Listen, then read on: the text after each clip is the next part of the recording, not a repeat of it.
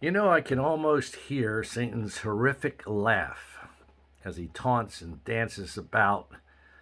What a twisted happiness it brings to his evil heart when one of God's children trembles with fear over something, whatever.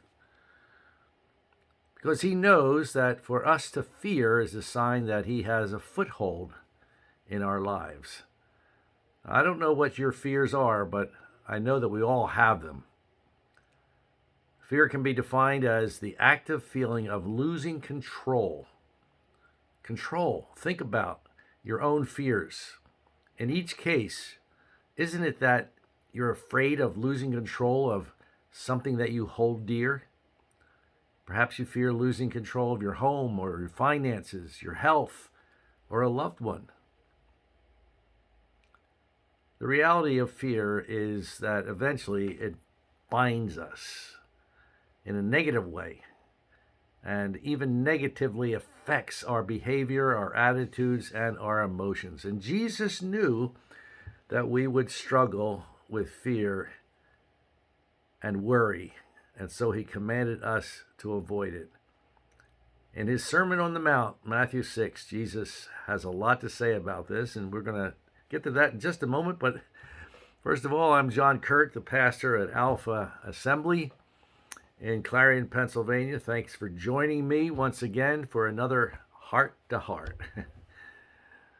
And I hope that all is well with you. I hope that you are not fearing. And I'm going to give you some things here today that I think that come directly from Jesus and from that Sermon on the Mount that will be helpful to you to understand that it's not just an emotional thing. It's a willful thing.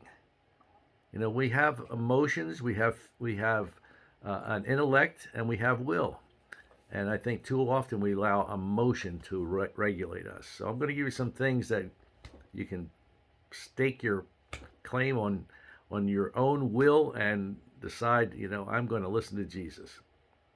Well, let's get to those. There's a few of them here that I want to share with you today. And the first one, these are insights now from the Sermon on the Mount, Matthew chapter 6. When we worry, we're being disobedient to the command of Christ. This is what Jesus said in Matthew 6:25. Therefore I tell you, take no thought. Do not worry about your life, what you will eat or drink, or what your body will wear. So do not worry, he says, about all these things. Do not worry about tomorrow, for tomorrow will worry about itself. Each day has enough trouble of its own. So that's the first thing Jesus says. When we're worrying, we're being disobedient because he said, do not worry.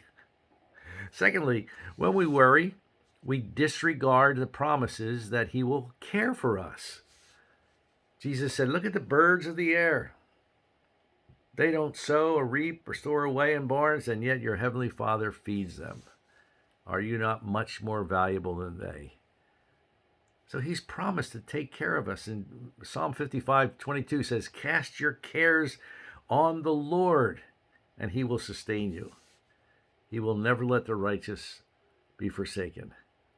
He says, God says, I will supply all of your needs according to his riches and glory. So when we fear, when we worry about things, we disregard the promises of God. Here's the third thing. When we worry, it's just dumb. Notice all these words begin with a D. I don't know if you gathered that, but I like to do alliteration. So the first one was disobedient. The second was we disregard the promises. The third is when we worry, it's dumb. Jesus said, who of you by worrying can add a single hour to his life?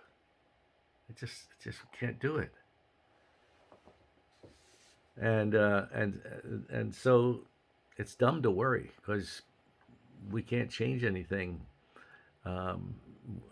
We just cannot sit back and fear. Fourth thing is this: when worry shows that we doubt instead of have faith. Jesus said, if that is how God clothes the grass of the field, which is here today and tomorrow is thrown into the fire, will he not much more clothe you, O you of little faith? You know, Oswald Chambers wrote this. He's a famous writer, has several devotional books. He said, all worry is caused by calculating without God. Why worry when you can pray? Some say, why pray when you can worry? Well, anyway, the fifth thing, very quickly, is when we worry, it disturbs our spiritual rest. Jesus said, so do not worry, saying, what shall we eat or what shall we drink? For the pagans, they run after all these things, but your heavenly Father knows what you have need of. Dr. Robert Elliott is a cardiologist in Nebraska, and he has two rules for managing stress and worry. He says, 1, don't sweat the small stuff. 2, it's all small stuff. So don't worry. Don't worry. And then 6, it distracts us from today and causes us to focus either on the past or on the future. Therefore, do not worry about tomorrow, Jesus said, for tomorrow will worry about itself. Each day has enough trouble of its own. And finally, worry is damaging, not only to your spiritual health, but to your physical health as well. And so those are some things that I think are very important. Maybe tomorrow I'll do another little segment on worry, because I still have some more things I want to share with you. And I'm sure you'll be all right with that. So tune in again tomorrow. And today is April the 11th. This will appear as April 11th, and tune in again on April 12th, and I'll share another heart-to-heart talk that will help us to lead us what we can do out of worry, get out of worry. All right, well, God bless you. Thank you so much for listening once again to Heart to Heart here with me, John Kuert, the pastor at Alpha Assembly, 4099 Grandview Pike in or Granville Pike, in Clarion, Pennsylvania. Stop by and see us sometime. We would love to have you. Sunday morning, 10:30. We're all there. Fellowship is great. The food is great. The